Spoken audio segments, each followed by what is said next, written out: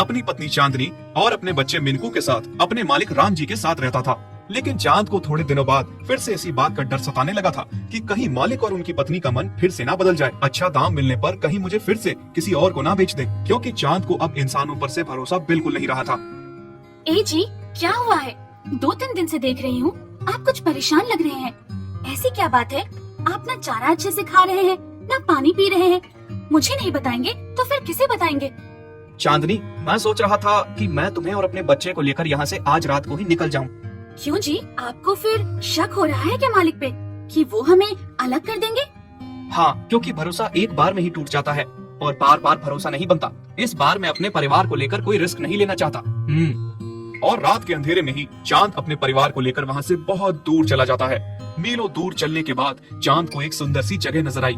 अपने परिवार संग चांद ने वहीं अपना एक सुंदर सा घर बनाया और अपने परिवार के भरण पोषण के लिए रिक्शा चलाने का काम करने लगा।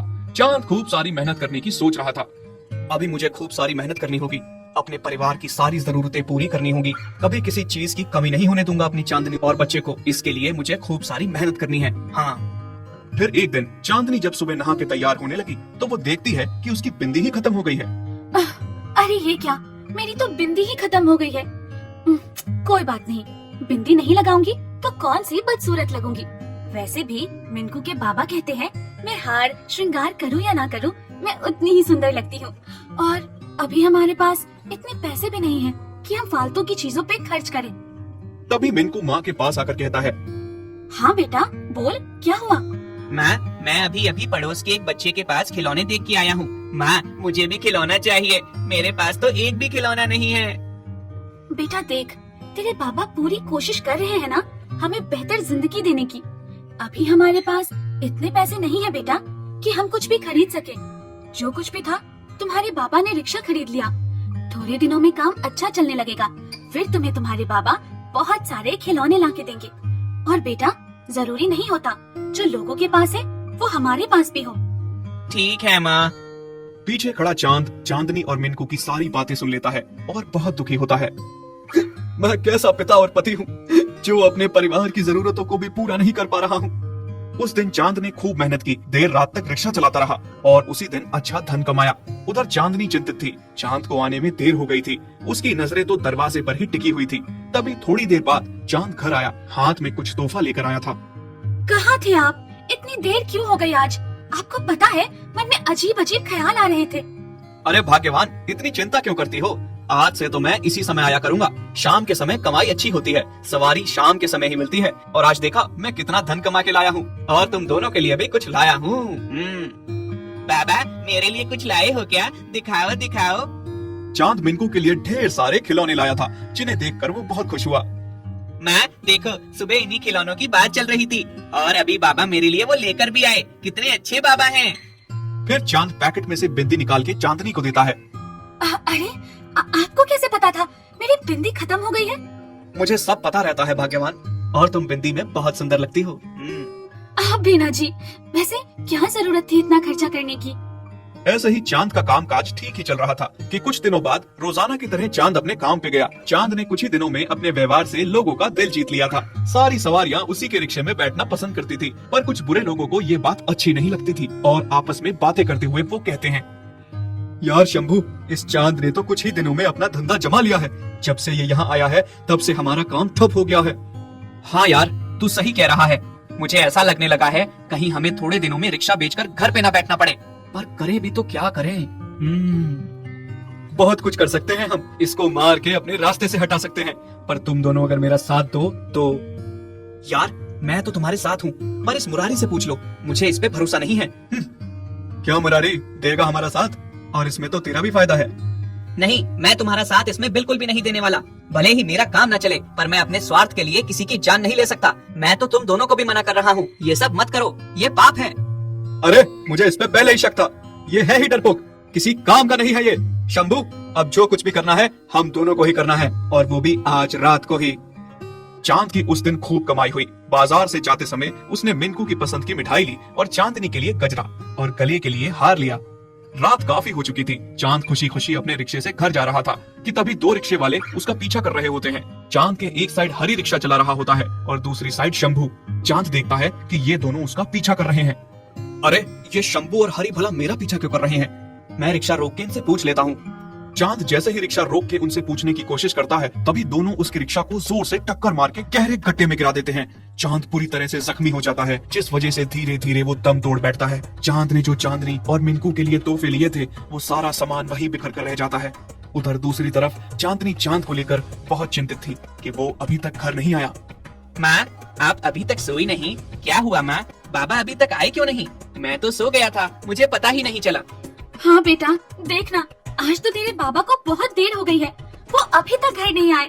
मुझे बहुत चिंता हो रही है। बेटा तू घर पे रुक, मैं तेरे बाबा को देखने बाहर जा रही हूँ। माँ, मैं भी चलता हूँ आपके साथ। दोनों चांद को ढूंढने निकलते हैं। बहुत ढूंढने के बाद उनको चांद नहीं मिलता। दोनों बहुत परेशान होते हैं। तभी अचानक से मुरारी वहाँ से रिक्शा लेकर गुजरता है और वो चांदनी और उसके बेटे को देखकर रिक्शा रोक के उनसे पूछने लगता है। भाभी जी, मैं तो एक सवारी को रेलवे स्टेशन तक छोड़ने गया था, तभी लेट हो गया। लेकिन आप इतनी रात को छोटे बच्चे को लेकर कहाँ जा रहे हैं? क्या बताऊँ भाई साहब, मिनकू के बाबा आज घर नहीं आए तो उन्हीं को ढूंढ रहे हैं। क्या चांद घर नहीं आया? हे भगवान, कहीं उन दोनों ने चांद के साथ कुछ गलत तो नहीं कर दिया? भगवान, कोई अनर्थ ना हुआ हो। क्या कह रहे हैं आप? कुछ समझ में नहीं आ रहा, साफ साफ कहिए भाई साहब। कुछ नहीं भाभी, आप रिक्शे में बैठिए, साथ में ढूंढते हैं। सारे मिलकर चांद को ढूंढने लगे।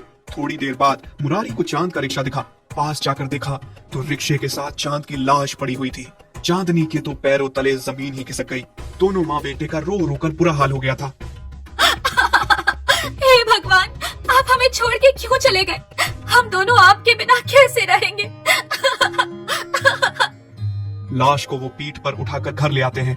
अगले दिन मुरारी माँ बेटे के साथ चांद का अंतिम संस्कार करवाता है।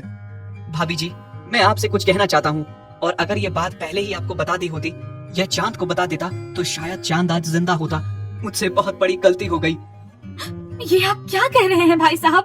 मैं सही कह रहा हूँ भाभी।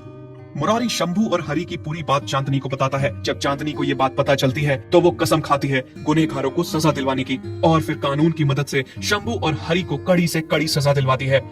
खुद को और अपने बच्चे को पालने के लिए वो पति की ही तरह रिक्शा चलाने का काम करती है। देवांश शेरू को लेकर अपने घर के सामने बने कच्चे बाथरूम में ले जाता है। वहाँ खुद भी नहाता है और शेरू को भी नहलाता है। तभी अचानक से देवांश के पीछे एक साया आ जाता है और अचानक से उसकी चड्डी को गायब कर देता है। देवांश जब अपनी चड्डी नहीं पाता तो हैरान हो जाता है। निर्मला देवांश को रोज सुबह सुबह उठाने की कोशिश करती है, पर देवांश को नींद इतनी प्यारी है कि वो उठने का नाम ही नहीं लेता। बेटा देवांश उठ जाओ, स्कूल के लिए लेट हो जाओगे। उठ जा बेटा, देख तेरे लिए मैंने क्या क्या बनाया है। इतने सारे पकवान बनाए हैं। अरे माँ, उठता हूँ ना, अभी स्कूल जाने में बहुत टाइम है। नहीं बेटा, बहुत लेट हो गया है, 8 बज गए हैं, उठो। फिर थोड़ी देर बाद निर्मला जाके देखती है कि देवांश अभी भी सो रहा है। हे भगवान, सूरज सिर पे आ गया है, स्कूल का टाइम हो गया है, ये लड़का अभी भी नहीं उठा। इसको उठाने का अब बस एक ही तरीका है। तभी निर्मला जोर जोर से चिल्लाने लगती है और कहती है, देवांश बेटा, शेरू नहीं मिल रहा, पता नहीं कहाँ चला गया है। देवांश झट से उठ जाता है और पूछता है, क्या हुआ माँ? देखना बेटा, शेरू नहीं मिल रहा, पता नहीं कहाँ चला गया है। अरे माँ, यही कहीं होगा, कहाँ जाएगा मुझे छोड़ के वो? फिर देवांश शेरू को ढूंढते हुए बाहर आ जाता है और देखता है कि शेरू बाहर ही होता है। माँ, तुमने मुझे झूठ बोल के जगाया ना, शेरू तो यही था। बेटा तो मैं क्या करती, तुम उठने का नाम ही नहीं ले रहे थे, तो मुझे लगा तुम शेरू से बहुत प्यार करते हो, उसके खो जाने का बहाना लगाती हो तो तुम उठ जाओगे। चलो अब जल्दी से नहा लो, पहले ही स्कूल के लिए इतना लेट हो चुके हो तुम। क्या माँ, तुम भी जानती हो शेरू मुझसे कितना प्यार करता है, फिर भी। दरअसल शेरू देवांश को सड़क पर मिला था, जो बहुत भूखा प्यासा था। देवांश उसे अपने घर ले आया था, तब से शेरू देवांश के साथ ही रहता था। चल शेरू, आज मैं तुझे भी नहला देता हूँ, तुझे भी तो बहुत गर्मी लग रही होगी ना। और फिर देवांश शेरू को लेकर अपने घर के सामने बने कच्चे बाथरूम में ले जाता है। वहाँ खुद भी नहाता है और शेरू को भी नहलाता है। तभी अचानक से देवांश के पीछे एक साया आ जाता है और अचानक से उसकी चड्डी को गायब कर देता है। देवांश जब अपनी चड्डी नहीं पाता तो हैरान हो जाता है और जोर जोर से अपनी माँ को आवाज लगाने लगता है, माँ, माँ, माँ। निर्मला दौड़ती हुई आई। अरे बेटा क्या हुआ, क्यों चिल्ला रहे हो? माँ देखो ना, मैं नहा रहा था और अचानक से मेरी चड्डी गायब हो गई। क्या चड्डी गायब? ये तो क्या कह रहा है बेटा, चड्डी कैसे गायब हो सकती है? हाँ माँ, मैं सच कह रहा हूँ। अरे बेटा, तो ऐसे ही घबरा रहा है। तू शेरू को भी अपने साथ ले गया है नहाने। जरूर उसी की शरारत होगी। तू ऐसे ही परेशान हो रहा है। नहीं माँ, शेरू तो मेरे एकदम सामने है, वो ऐसा नहीं कर सकता। अच्छा चलो छोड़ो, मुझे दूसरी चड्डी ला कर दो, मैं बाहर कैसे आऊँ? ठीक है, लाती हूँ। निर्मला देवांश को दूसरी चड्डी लाकर देती है, पर जैसे ही वो दूसरी चड्डी पहनता है तो वो साया पीछे से आके फिर से देवांश की चड्डी गायब कर देता है। देवांश के तो मानो पैरों तले जमीन ही खिसक गई थी। माँ, एक और चड्डी गायब हो गई। क्या? एक और गायब हो गई?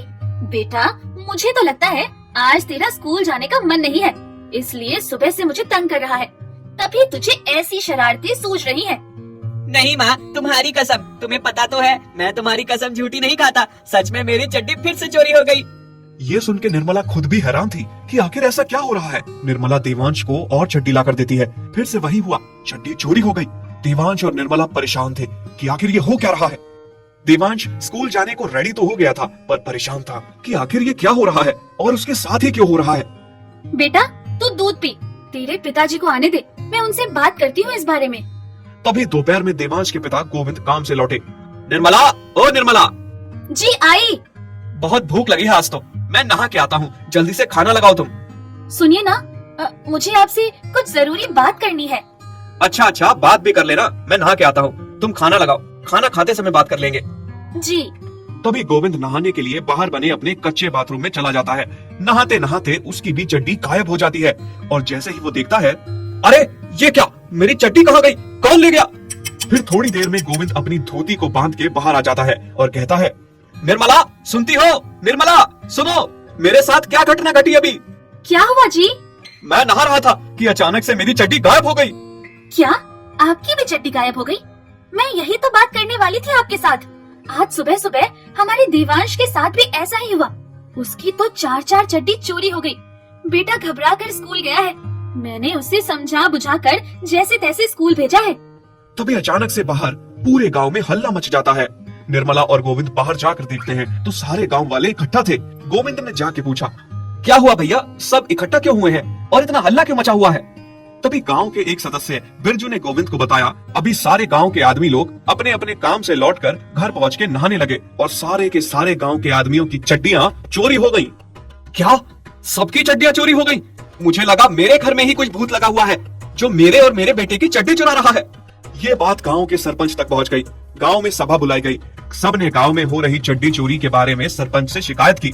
सरपंच ने सारी बातें सुनी और फिर बोला, अरे वो चड्डी सिर्फ तुम लोगों की ही नहीं, बल्कि आज सुबह नहाते टाइम मेरी चड्डी भी चोरी हो गई। सारे लोग आपस में बात करने लगे। अरे हमारी चड्डी चोरी हुई है तो हुई, लेकिन गांव के सरपंच की चड्डी तक भी पहुंच गया कोई। ये तो बहुत बड़ी बात हो गई कि कोई सरपंच की चड्डी तक भी पहुंच गया। सरकार को इसका कुछ करना होगा, मामला बढ़ता ही जा रहा है। क्या लगता है आप गांव वालों को, इसके पीछे कौन हो सकता है?